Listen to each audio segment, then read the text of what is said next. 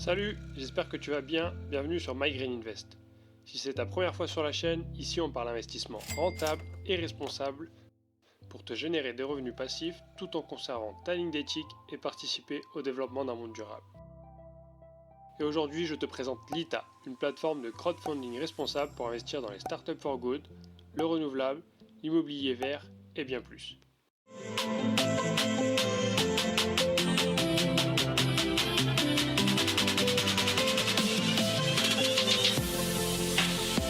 Juste avant de passer au sujet du jour avec Lita, je voulais revenir sur le troisième et dernier rapport du GIEC qui vient récemment de sortir au moment où j'enregistre. On commence avec une infographie que j'ai trouvée très bien construite de la part de Bon Pote qui rédige régulièrement des articles sur l'écologie, l'économie et la société.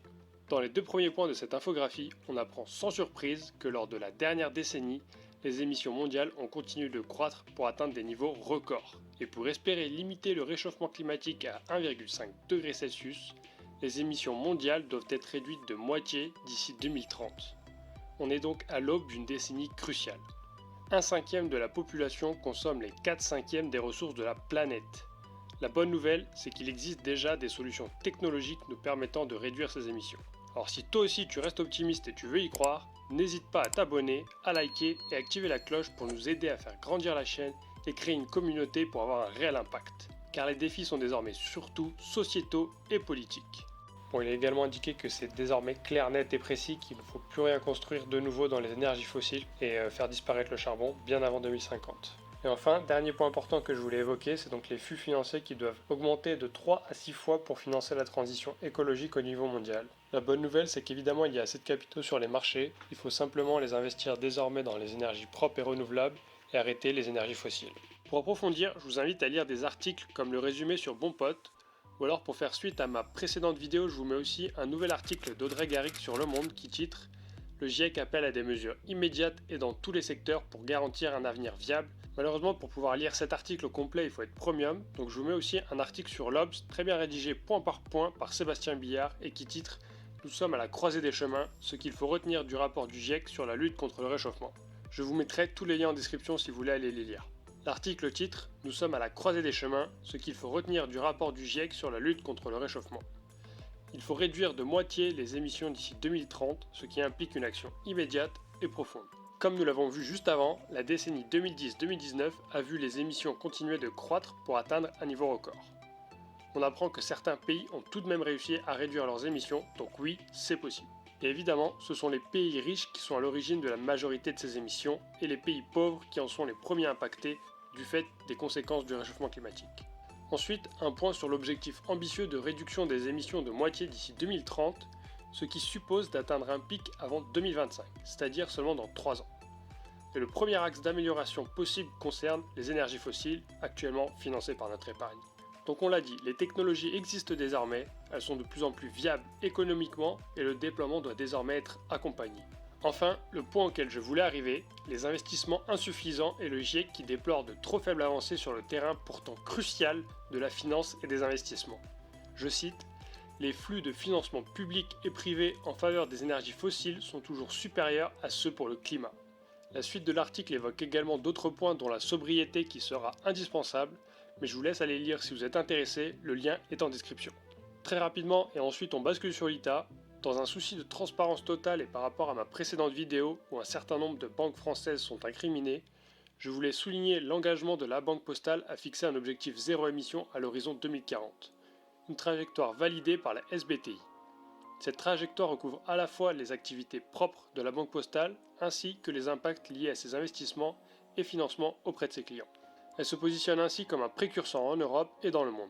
Un message du président du directoire annonce une sortie des énergies fossiles à 2030 et un message du directeur général de la SBTI pointe l'importance du secteur financier dans la décarbonation de l'économie et dans l'action climatique des entreprises. Il faudra mesurer les actions derrière les paroles, mais je tenais à le souligner. Allez, tout de suite, le sujet du jour, Lita. C'est une plateforme de crowdfunding responsable qui vous permet de contribuer au monde de demain et générer des revenus. Vous avez la possibilité d'investir dans des entreprises sélectionnées sur leurs perspectives de croissance, leurs responsabilités et leur impact positif sur la société et l'environnement. C'est 100% en ligne, 100% transparent et 100% responsable à partir de 100 €. Vous pouvez bénéficier d'une réduction d'impôt couplée à d'éventuels dividendes et ou plus-values si vous avez investi sous forme d'actions, ou alors vous pouvez bénéficier d'intérêts périodiques si vous avez prêté votre argent sous la forme d'obligations. Et enfin, en toute transparence, vous pouvez suivre l'évolution de l'entreprise dans laquelle vous avez investi. L'ITA offre également la possibilité d'être accompagné par un conseiller, donc si jamais vous avez la moindre question, surtout n'hésitez pas. On retrouve des articles sur Libération, France Inter et Le Figaro qui mettent en avant la plateforme LITA. La plateforme LITA est agréée auprès de l'AMF et c'est également la première plateforme de crowdfunding responsable qui est labellisée Finansol, donc pour la finance solidaire. Elle est également labellisée Benefit Corporation, un label international très exigeant. Elle est entreprise solidaire d'utilité sociale. Et enfin le label Croissance Verte qui valorise le financement participatif des projets en faveur de la transition énergétique. Ensuite, avant de passer au vif du sujet, je vous invite vraiment à aller regarder cette infographie qui s'aligne sur ma première vidéo, que je vous mets d'ailleurs en haut et en description. N'hésitez pas à aller la voir et la partager si vous voulez stopper notre complicité. Elle présente pourquoi notre argent épargné pollue et quelles sont les solutions. L'infographie indique qu'on pourrait atteindre les 200 milliards épargnés en 2 ans. Ce n'est pas une surprise car les Français sont de nature à beaucoup épargner. Mais qu'est-ce que c'est que notre épargne? On peut la diviser en 3 parties. Donc l'épargne liquide, l'épargne financière avec vos obligations, vos actions, votre assurance vie qui est censée vous rapporter une plus-value. Et enfin, on a un quart d'épargne immobilière.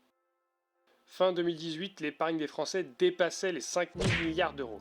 Une somme énorme dans les coffres de banque qui ne fait pas que dormir. Au XXe siècle, le monde de la finance commence à s'automatiser, se complexifie et devient somme toute assez obscur. Aujourd'hui, notre épargne sagement placée à la banque n'y reste pas longtemps. Elle se promène sur les marchés, change de main et devient très difficile à tracer. Mais essayons de savoir ce que fait notre épargne. Les flux s'en vont vers les banques commerciales et les banques financières et d'investissement. Une petite partie participe à l'économie réelle et une grande partie s'en va vers les marchés financiers. On nous indique que le marché de la finance, c'est 400 000 milliards de dollars.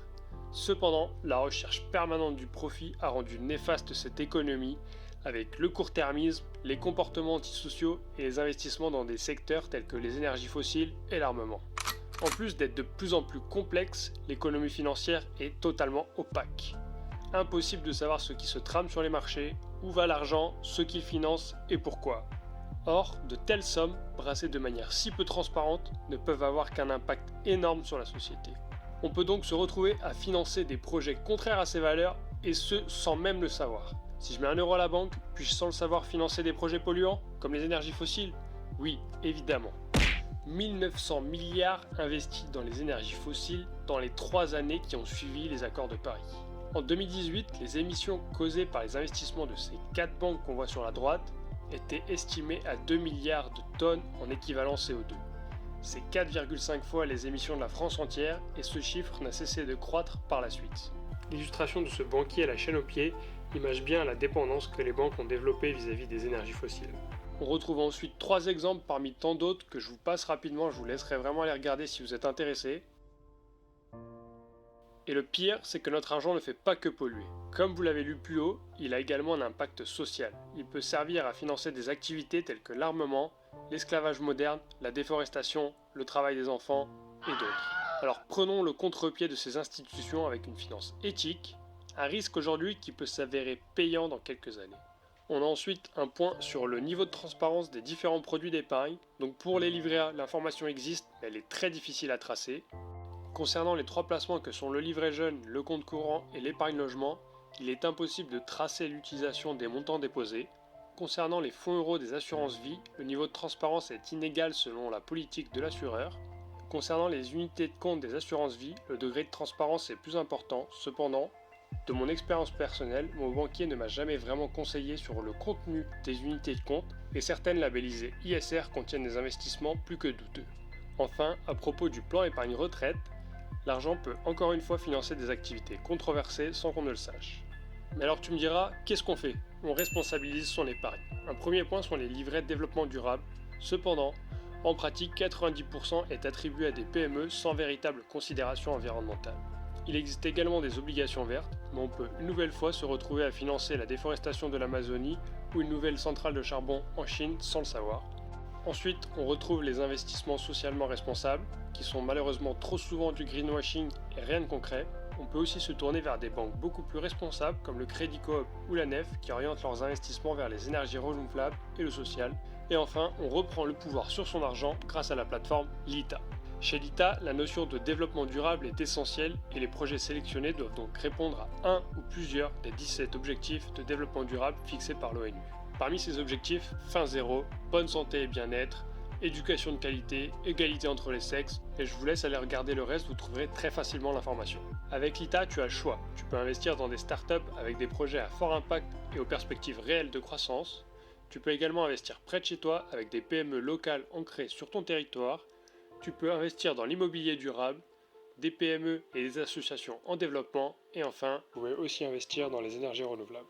On bascule ensuite sur l'onglet Toutes les offres, où vous pouvez dans un premier temps choisir l'impact que vous souhaitez avoir et l'avantage que vous voulez en tirer. Vous avez également la possibilité de trier selon les catégories qu'on vient d'évoquer juste avant. Ensuite, il est également possible de filtrer selon les 17 objectifs de développement durable fixés par l'ONU qu'on a évoqués aussi également.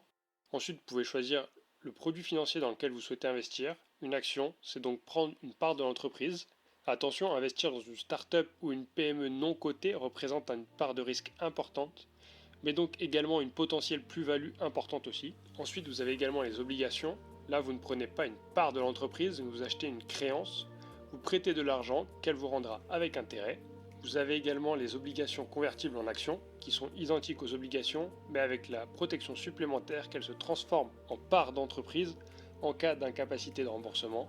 Ensuite, vous avez également la part sociale, le titre participatif et le mini-bon qui sont beaucoup plus rares, donc je ne rentre pas dans le détail pour l'instant. Si vous avez des questions, n'hésitez pas. Donc concernant le détail et le fonctionnement de chacun des produits financiers, n'hésitez pas à me poser vos questions en commentaire, à faire appel à un conseiller Lita, ou alors également je vous renvoie vers la FAQ qui est très bien construite. Si vous êtes intéressé par Lita, vous pouvez bénéficier de 20 € à l'inscription si vous passez par mon code en description. L'offre est limitée en quantité, donc si le code ne fonctionne plus, c'est que tu arrives trop tard, désolé. Mais ne t'inquiète pas, de nouvelles vidéos arrivent très vite. C'est tout pour aujourd'hui. Si tu connaissais déjà Lita ou si tu es intéressé, surtout laisse un commentaire, j'aimerais vraiment savoir ce que tu en penses. Dites-moi aussi si ça vous intéresse des vidéos dédiées à la présentation de projets Lita que je juge pertinents. Surtout, n'oublie pas de t'abonner et liker si ça t'a plu, ça aide vraiment la chaîne et l'algorithme YouTube te proposera plus de contenu en rapport. My Green Invest te remercie, on se dit à la semaine prochaine, Go Green!